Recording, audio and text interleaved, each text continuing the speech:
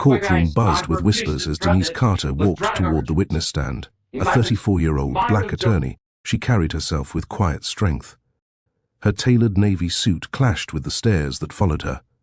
She wasn't just another lawyer. She was a woman who had built her career fighting against systemic injustice. But today, it wasn't a case she came to argue. It was a summons she was forced to answer. Two uniformed officers flanked her, smirking. Officer Kane, tall and broad, leaned in and whispered, "Should have known your place." His words dripped with contempt, loud enough for the front row to hear.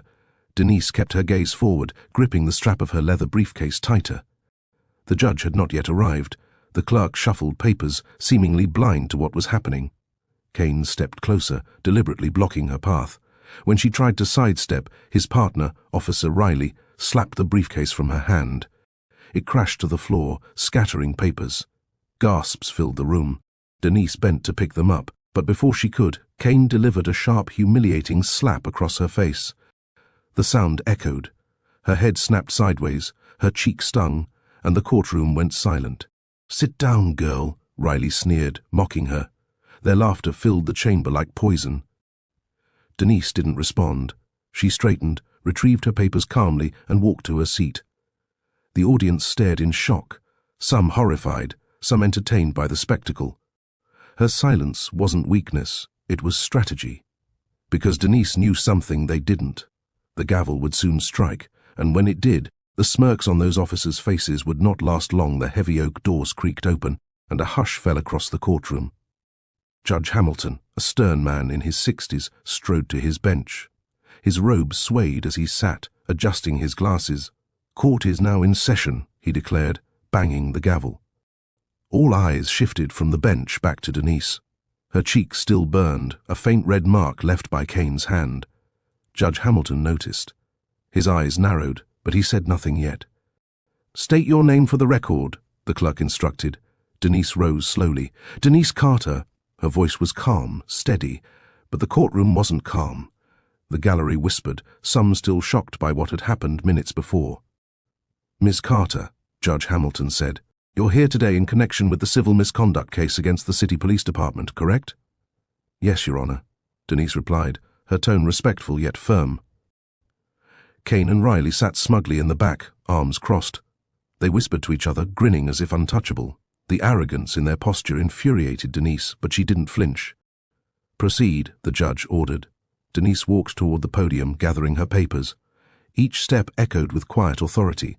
She began outlining her opening remarks, detailing systemic abuse, unlawful arrests, and the very misconduct the officers embodied. Her words cut deep. As she spoke, Kane suddenly barked from the gallery, "This is a joke! She's twisting everything!" Judge Hamilton's gavel slammed. "Order.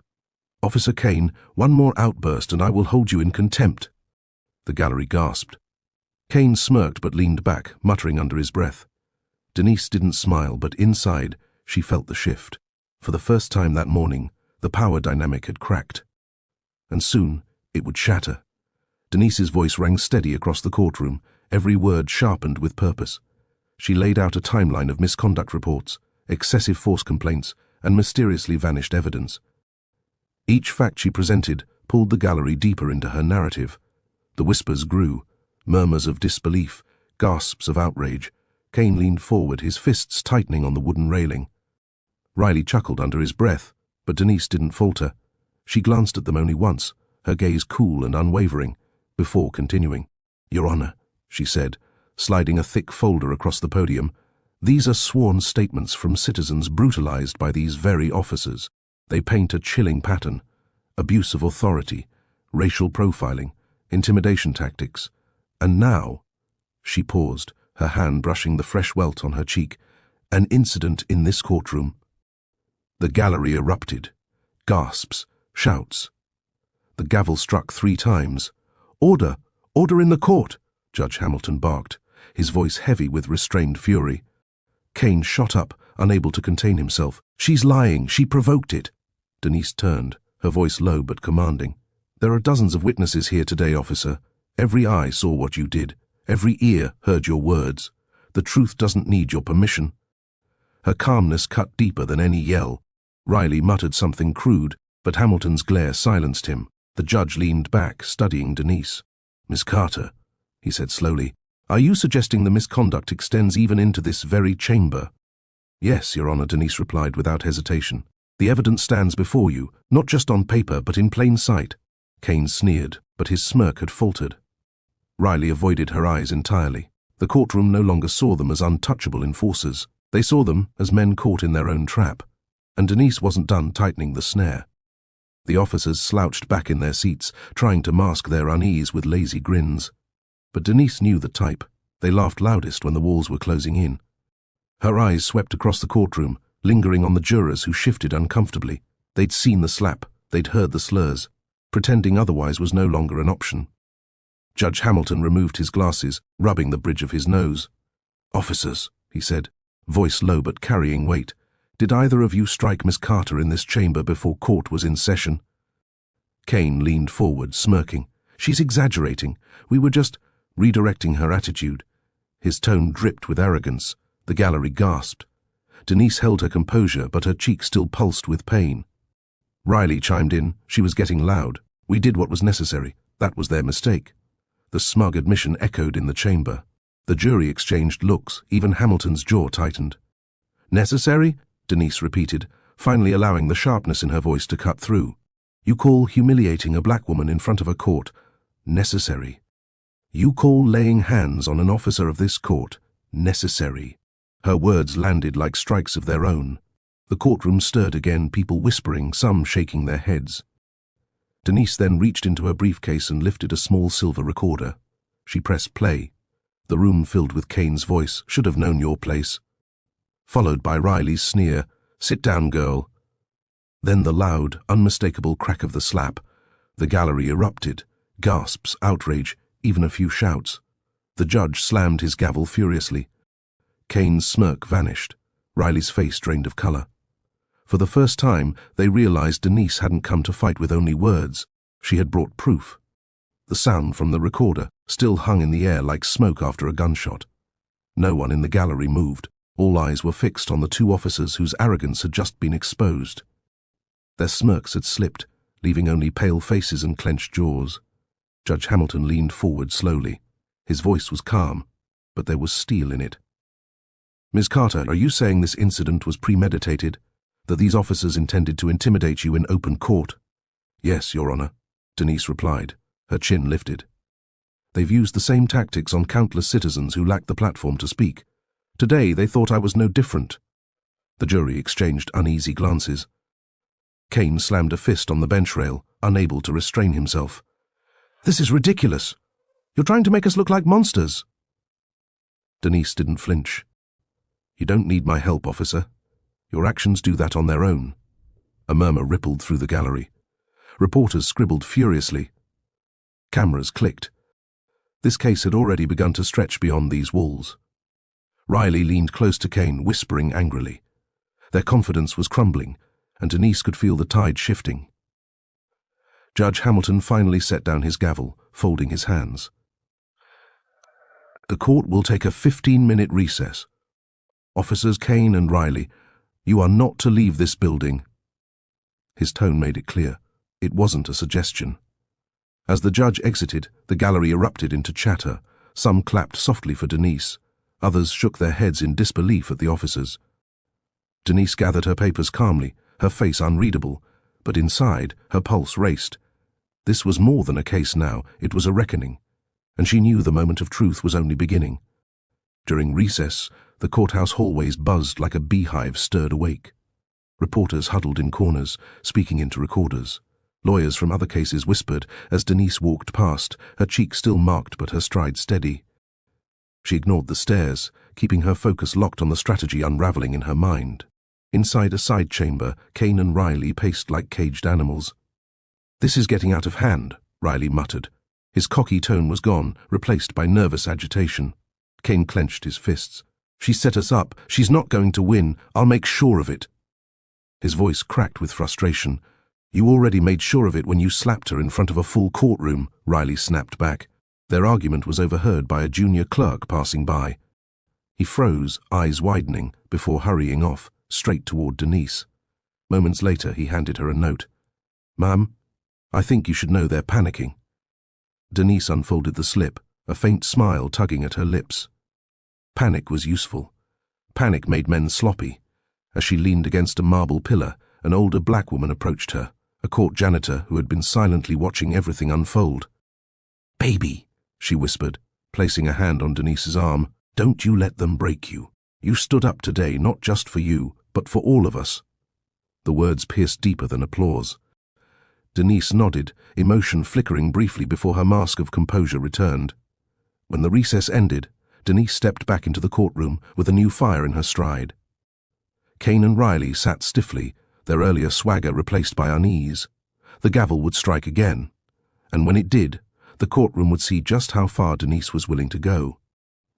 The courtroom filled again, a storm of tension hanging heavy in the air. Judge Hamilton returned, his robes swaying as he took his seat. He glanced briefly at Denise, then at the two officers who now sat stiff-backed, their faces pale. "Proceed," the judge ordered. Denise stepped forward, placing a thick folder on the podium. "Your Honor, the defense has painted me as exaggerating, but what I hold here is not exaggeration. It is a record of patterns too deliberate to ignore." She opened the folder, revealing documents stamped with city seals, internal affairs complaints, body cam footage reports lost under Kane's supervision, citizens' affidavits buried in bureaucracy. Each sheet was another brick stacking against the officers. The jury leaned forward, curiosity shifting into outrage. The gallery murmured louder with every page displayed. Kane's jaw tightened. "Those files are confidential," he spat. Denise looked directly at him. "Not anymore. Transparency is the foundation of justice. Hiding evidence is corruption. Presenting it is duty." Riley cursed under his breath, but his voice cracked. Judge Hamilton peered down, his expression unreadable. "These documents, how did you obtain them?" Denise held his gaze. Through legal request, stonewalled at every step, and yet truth finds its way. The judge studied her, then nodded slightly. "Proceed." Denise turned back to the jury. "Ladies and gentlemen, this isn't about one slap in this courtroom. It's about a system built on intimidation, where those sworn to protect use fear as their weapon. Today, you've seen with your own eyes, you've heard with your own ears, and soon you'll see the consequences of unchecked power." Her voice rang out like a verdict itself. The officers shifted in their seats. The walls they once leaned on were closing fast. The gallery was restless now, buzzing like a storm about to break. Reporters scribbled every word Denise spoke, while jurors exchanged glances that Kane and Riley couldn't misinterpret. The tide was turning, and everyone in the room felt it. Kane slammed his palm on the bench rail again. "This is a circus. She's twisting lies into stories. You all know how people like her play the game." His voice thundered, but it carried desperation. Denise turned slowly, meeting his glare with composure that cut deeper than anger. "People like me?" she asked softly, her voice laced with steel. "You mean people who don't bow to your abuse? People who refuse to be silent when you step out of line?" The words pierced through the courtroom. Whispers rose into sharp murmurs. Judge Hamilton's gavel struck once, his face dark with disapproval. "Officer Kane, one more word out of turn, and I will have you removed from this chamber." Riley shifted, sweat beading on his forehead. He leaned toward Kane, whispering fiercely, "Shut up, you're digging our graves." But Denise wasn't finished. She returned to the podium and lifted another document. "This affidavit," she said, holding it up, "details how Officer Riley threatened a civilian into dropping charges after excessive force. Witnesses named both men." Riley's face drained. "That's a lie, is it?" Denise interrupted smoothly. "Because the affidavit is signed, under oath, unlike your denials." The gallery gasped again, the sound swelling like a wave. For the first time since the trial began, Kane and Riley no longer looked untouchable. Their arrogance was cracking, their armor splintering before the court's eyes. And Denise, calm and deliberate, pressed harder on every fracture. The courtroom had shifted, no longer a stage for the officers' swagger, but an arena where their lies crumbled under the weight of evidence. Denise stood steady, her every word measured like a hammer striking nails into a coffin. Judge Hamilton leaned forward, his expression unreadable. "Officers Kane and Riley," he said slowly, "these accusations are grave. Combined with your conduct in this chamber, I am compelled to consider immediate contempt charges." Kane's face flushed red. "You can't do this. We're law enforcement." Hamilton's gavel slammed down. You are officers of the law, sworn to uphold it, not desecrate it. Do not lecture this court on what it can or cannot do. His voice reverberated with authority. Riley sank lower in his seat, his hands twisting nervously. Kane, however, could not contain himself. This is bias. She's manipulating you because of who she is. Denise turned to the jury, her cheeks still faintly swollen, her eyes steady. Exactly. Because of who I am. A black woman standing in a courtroom where men like them believe they can silence me with a slap and a slur. But today, their arrogance is on trial, not my identity. The gallery erupted in applause before Hamilton's gavel restored order. Even so, the energy couldn't be contained. The atmosphere had shifted irrevocably. Denise gathered her final set of papers. Your Honor, before recess, I said this was a reckoning. Now, I present sworn testimony from within their own department, fellow officers who witnessed their corruption but were silenced by threats. She handed the folder to the clerk. Gasps swept the room as the jury saw familiar names signed on the documents. Kane's smirk was gone. Riley's eyes darted frantically. The predators now looked cornered. The silence that followed was suffocating. Every eye in the courtroom bore down on Kane and Riley, who now looked less like enforcers and more like men awaiting sentence. The jury leaned forward, flipping through the damning affidavits. The gallery erupted in whispers. No one expected fellow officers to testify against their own. Judge Hamilton's tone was cold steel. Officers, these are sworn statements from within your department. Testimony cannot be dismissed as rumor. How do you respond? Riley stammered. They're lying. They're covering themselves. Or, Denise cut in, her voice like a blade, they're finally free of the fear you instilled, free to speak the truth, because they see this court as their shield. The judge studied Denise, then turned back to the officers. Your credibility is collapsing by the second. Kane jumped up, rage flooding his face. This is a setup. She planned this. She's been waiting to ambush us. Denise turned, calm as stone. No, Officer Kane. I've simply been waiting for the truth to catch up with you. And today, it has... Her words landed like a verdict of their own. The gallery broke into low applause, restrained only by Hamilton's repeated gavel strikes. Order, the judge thundered. His gaze then fell on Denise. For a moment, something unreadable flickered in his eyes, respect perhaps, or recognition. Ms. Carter, he said firmly, you have presented compelling evidence. This court will recess until tomorrow morning. But let it be clear, this case is no longer about isolated misconduct. It is about systemic corruption. The gavel struck hard, echoing like a drum of justice. Kane and Riley sat frozen, realizing their control was gone. And Denise? She knew this was no longer just her fight. It was history unfolding. The next morning, the courthouse brimmed with tension. Lines of people stretched outside, eager to witness what had become more than a trial. It was now a spectacle of justice. Reporters crowded the steps, microphones raised, their headlines already halfway written. Inside, Denise adjusted her suit jacket, her expression calm but her pulse steady with resolve. She wasn't just walking back into court, she was stepping into destiny. As the bailiff called the room to order, Judge Hamilton entered, but this time his expression carried gravity beyond routine. He scanned the courtroom, then fixed his gaze on Denise. Before proceedings continue, he announced, it is my duty to inform this court that I am recusing myself from this case. The gallery gasped. Kane and Riley looked up sharply, confusion flickering across their faces. Hamilton continued, due to the gravity of the evidence and the misconduct witnessed within these walls, this case demands a presiding judge who embodies impartiality and unyielding integrity.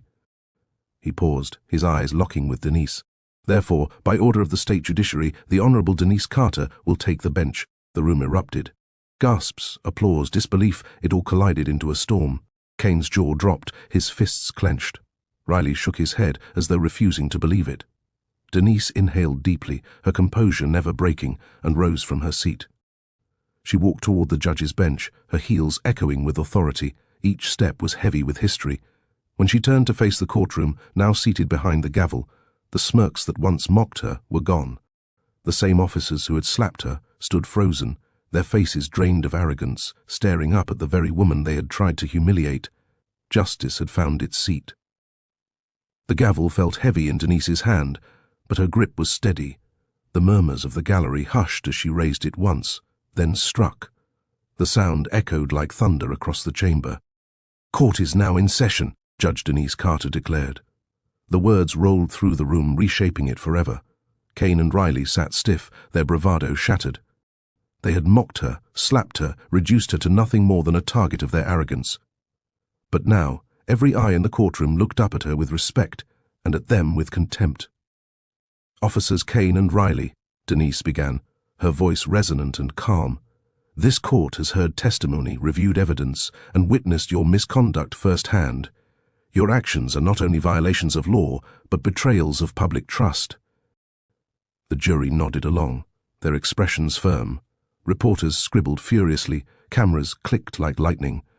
Denise continued, "The days when intimidation could silence truth are over. This court will ensure accountability, immediate charges of contempt are entered, and a full federal inquiry into your misconduct will proceed." Kane rose suddenly, shouting, "This is a joke! You think you've won because of that robe?" Denise's eyes didn't waver. "No, officer, justice won, and it will continue to win, even when men like you fight to bury it." The gavel struck again. Applause thundered from the gallery, rolling like a wave. People stood, clapping, some even crying. The janitor, who had encouraged Denise the day before, pressed her hands together in silent prayer. As bailiffs escorted Kane and Riley out, their smirks long vanished. Denise sat tall upon the bench.